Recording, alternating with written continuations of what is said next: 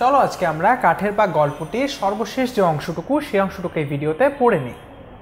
বাবার মুখের দিকে তাকালাম, তাকিয়ে থেকে বললাম, আমাদের মতো ছেলেদের পাগুলো ঠিক রাখতে গিয়ে তুমি মুক্তিযুদ্ধে নিজের পা হারিয়েছিলে বাবা। অর্থাৎ বাবা যখন ভাবছে তার সন্তান আদৌ কষ্ট পাচ্ছে কিনা, তিনি পঙ্গু বলে অন্যান্য বাবারা যেমন তার সন্তানদের ঘুরতে নিয়ে যায়, আনন্দ দেয়, তিনি তা পারেন না বলে তার ছেলের কষ্ট হচ্ছে কিনা সেটি যখন তিনি ভাবলেন, তখন তার ছেলে উত্তর দিল, আমাদের মতো ছেলেদের পাগুলো ঠিক রাখতে গিয়েই তুমি মুক্তিযুদ্ধে নিজের পা হারিয়েছিলে বাবা।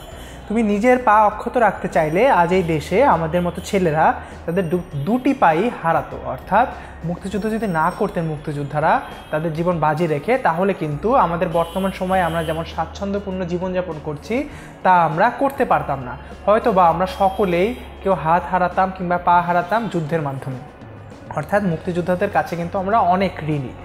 আমি তোমাকে ছেড়ে কোনোদিন যাব না বাবা, কখনো না। অর্থাৎ কথা দিলাম, আমি তোমাকে ছেড়ে বাবা কখনো কোথাও যাব না, আমি সবসময় তোমার সাথে থাকব।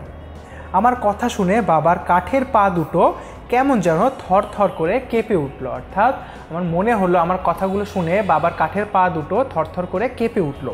অবশ্য এটা আমার চোখের ভুলও হতে পারে। অর্থাৎ আমার মনে হলো এটা আমার হয়তো বা চোখের ভুলও হতে পারে, কারণ কাঠের পা কি কখনো আবেগে কেঁপে উঠতে পারে?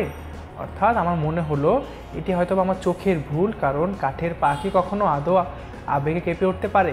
তাহলে বন্ধুরা, আমরা কিন্তু মুক্তিযুদ্ধের অসাধারণ একটি কাহিনী আনোয়ারা সৈয়দ হকের রচিত এই গল্পের মাধ্যমে পড়ে নিলাম।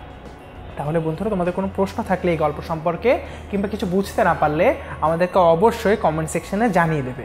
ধন্যবাদ বন্ধুরা।